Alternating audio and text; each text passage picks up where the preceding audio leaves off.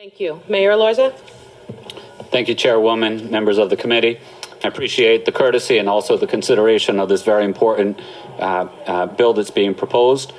I'm here to testify strongly in support of Senate Bill 0152 to ensure the preservation of reproductive rights for women and families under Rhode Island state law.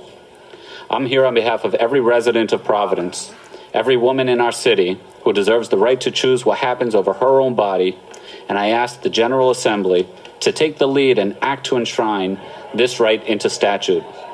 I'm committed to supporting access to comprehensive reproductive health care, including contraception and abortion when a woman makes that decision. Given the current federal climate, it is critical to codify reproductive health care rights into state law. These laws have been in place federally for nearly 50 years already. A woman's right to make evidence-based, medically recognized decisions for her own body is an issue of equity and justice. Comprehensive reproductive health care is critical to the well-being of our state's women and families, and this legislation will allow women to determine their own fate and make their own health care choices. Low-income women and families who suffer the most and families suffer the most when reproductive health care choices are restricted. Are you serious? These decisions should be made between a woman and her doctor. A woman's right to have full control over her own body is the most basic control that we can offer, and Rhode Islanders can no longer depend on the highest court in the land to defend it. As mayor, one of my top priorities is to reassure our most vulnerable and marginalized residents that the city will continue to support them despite the results of any presidential election.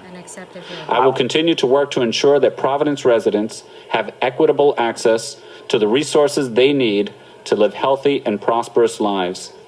I strongly encourage the committee to support this bill and ensure equitable access to essential reproductive health services for Rhode Island women and families.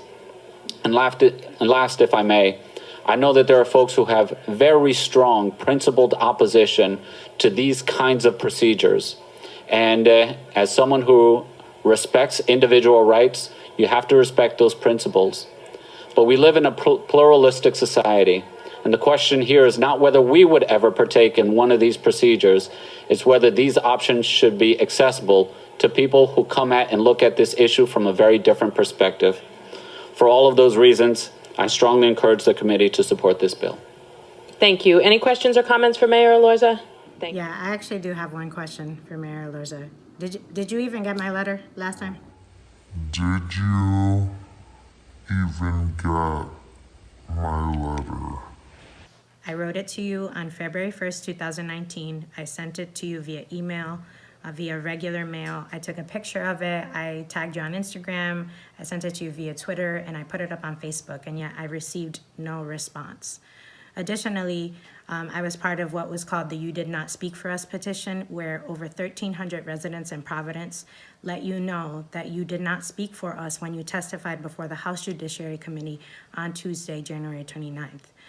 In my letter, I said this: on 3 occasions during your testimony, you claim to be speaking on behalf of your community, and more specifically, you referred to those minority of lower income in Providence. In other words, you claim to be speaking for me.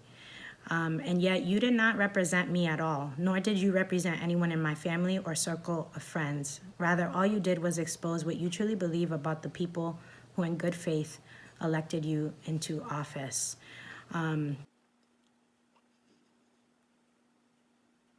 It's hard for me to believe that after receiving that letter and receiving all of the signatures from residents of Providence, that you would have the audacity to go before the Senate Judiciary Committee and claim to be speaking on behalf of every resident in Providence and every woman.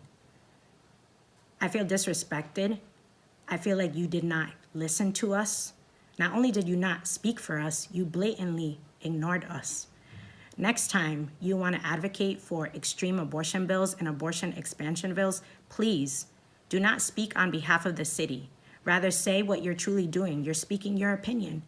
But don't speak your opinion and claim that you're speaking on behalf of all of us. Because you did not speak for me, and you did not speak for us.